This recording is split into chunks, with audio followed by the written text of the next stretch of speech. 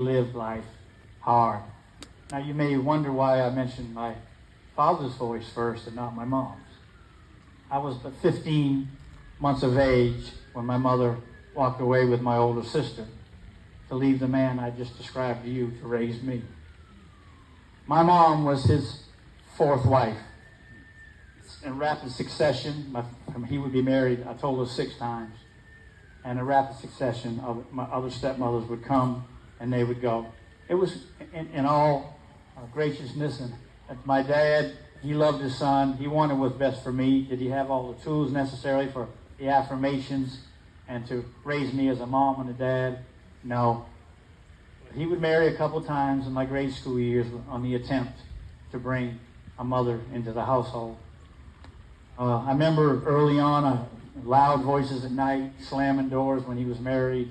A lot of times someone would be gone the next morning. Sometimes it would be a stepmom, sometimes it would be him. It had been me once or twice where I was scooped up in the middle of the night and find myself in another home the next day. That instability and then the insignificance I felt as I learned that my mother was only a couple hours away, but I never received a birthday card, a Christmas present, or a visit. Just a clear message to a little boy that you don't matter very much.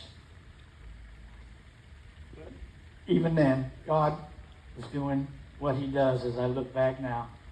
I remember my father did something called boarding me out when I was about 8 years of age.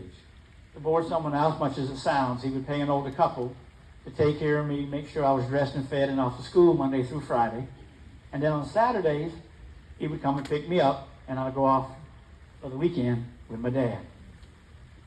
I can't tell you that wasn't the exciting part of my life, was those weekends. And I remember I used to find my way, steps much as these are at the front of our house. I would make my way to the bottom step so I could look up the side street where we lived, and I could watch the cars turn off the main drive. And when my father's big Buick or whatever he was driving turned onto the street there, I'd jump up and, be ready to go, And it went like that for several months, actually. But then a Saturday came. I sat there. I sat there. And I sat there. No sign of my dad. And I remember Miss Merrill came out finally and said, "Jimmy, why don't you come in and get your lunch?" You know what we do, especially when we're younger and we're sad or dejected about something, we tend to just kind of trudge.